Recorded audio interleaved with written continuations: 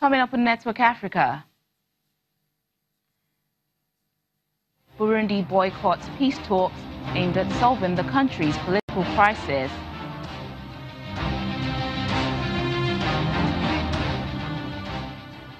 Unknown gunmen kill a top Islamic State group leader in Somalia.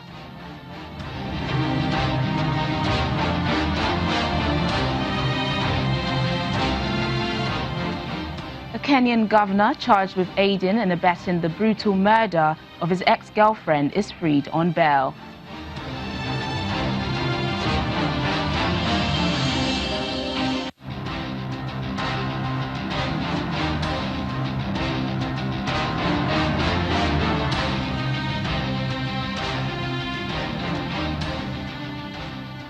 Hello and welcome to the program. I'm Teniola Shobowale. We begin in Burundi, where a final round of peace talks to end a political crisis has been postponed until Thursday after the government said it would not attend. Reporters say mediators are trying to persuade the government to change its mind. Talks in the Tanzanian city of Arusha are meant to help heal the deep divisions that emerged after President Pierre Nkurunziza stood for a controversial third term in 2015. The government says it is not sending anyone to Arusha because October is a month of mourning after a former prime minister was killed in October 1961 and a former president in 1993. However, for many, this is a strange explanation to skip an event which is meant to help heal deep political divisions. Joining us now to discuss more on this is an African affairs analyst, Alistair Wilcox. Thank you for joining us on the program. Thank you for having me. It's my pleasure.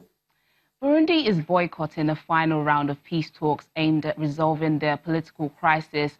This seems like they don't want to bring the crisis to an end, doesn't it? Apparently, to an onlooker, yes, that can just be the only explanation anybody can give. And it's rather sad and shameful for a government to be acting here like the opposition. Because I will expect that a responsible government that is having a crisis on its hands will do everything possible to to resolve those crises.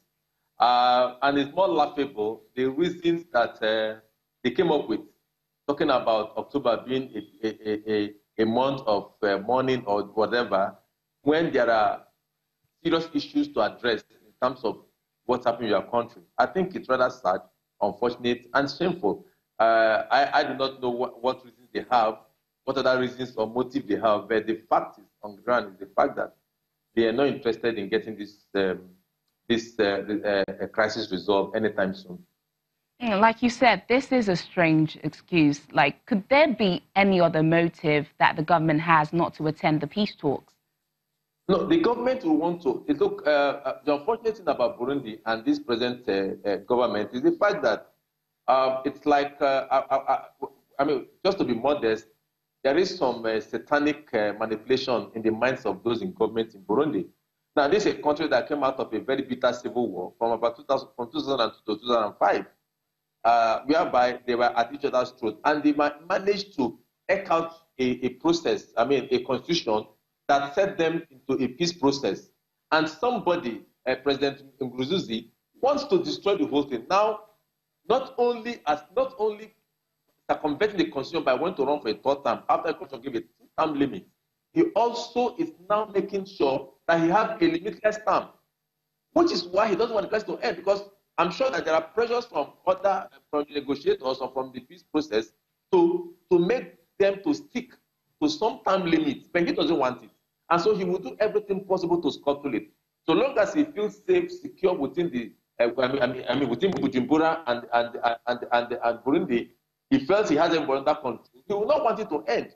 And that is where I think the negotiators and the African Union and other world powers should bring a lot of pressure to bear on Burundi, so that they don't descend back to the 2002 era when over 10,000 souls were wasted in a senseless civil war. And that is where President Nkurunziza is taking the country back to. You mentioned something interesting there. Why does it seem like a reoccurring trend? Why does African leaders seem to always cling to power? African leaders have learned nothing over the years, and they've forgotten nothing. And for for some of us who are keen watchers in the African project, I think it's rather sad for us. We see a young man like President Guzuzi behaving like the old guard, behaving like the Mugabes, behaving like the Paul Bias of this war. I mean, it's unfortunate, and not minding the cost in terms of human lives, in terms of economic development, infrastructure development, which they don't have. Burundi lives on coffee. It's a very poor country.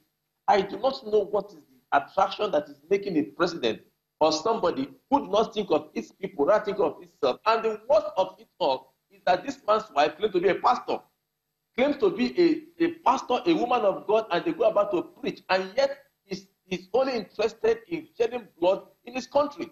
And this is typical of African societies. And I think the West is not bringing enough pressure to bear.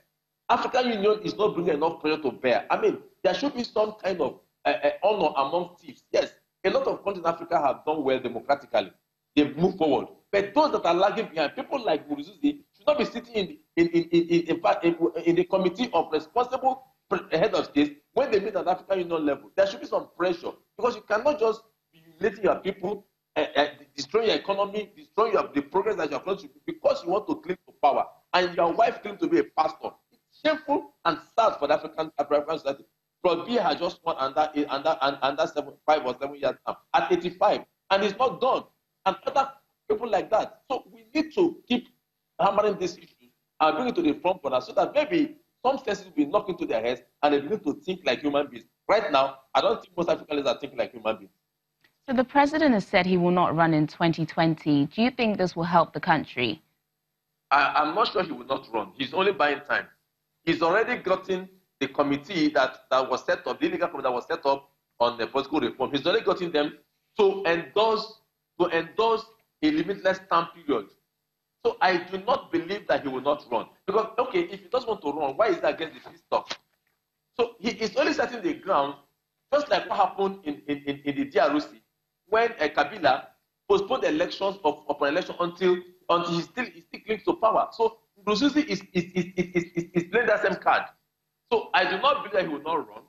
The fact is he's setting the grounds for him to run, and if there's not enough pressure upon him not to, to have a constitution that will guarantee that there's no term limit and everyone will want to stick to it, then I think we're making progress. But at this point, I do not believe it. African Affairs Analyst Alistair Wilcox, thank you for joining us on the program. My utmost pleasure. Anytime. Thank you for having me.